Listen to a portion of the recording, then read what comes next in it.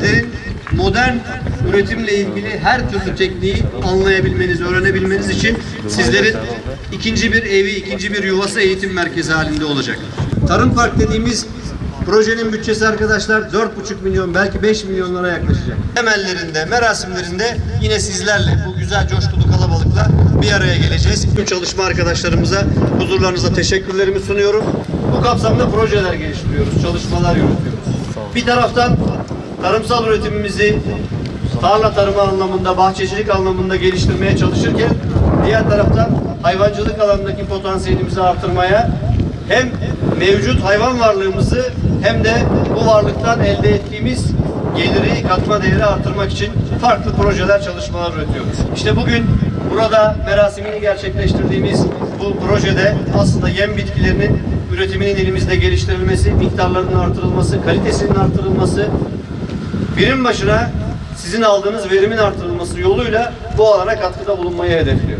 Burada korunga ve silajlık mısırla ilgili tohum dağıtımı gerçekleştireceğiz arkadaşlar. 525 tane çiftçimize 100'er kilodan yaklaşık 52,5 tonluk korunga tohumu dağıtılacak. Ayrıca yine yaklaşık 31-32 tonluk bir mısır, silajlık mısır tohum dağıtımı gerçekleştireceğiz. Burada 1000 kadar çiftçimize hitap etmiş olacağız. Buradan elde edilen gelirin, verim artışının diğer taraftan önemli desteklediğimiz hayvancılık sektörümüze de çok büyük katkılar sağlayacağını düşünüyoruz. Bizim ilimizde sadece yürütülmekte olan, hazırlığını yaptığımız çok güzel projelerimiz var. Özellikle hayvansal üretimin katma değerini artırmak için Gıda Kent adını verdiğimiz projemizde yaklaşık 35 adet işletmeyi değişik boylarda yapıp üreticilerimize hayvansal ürünleri işleyen, tarımsal ürünleri işleyen işletmelere tahsis edeceğiz arkadaşlar.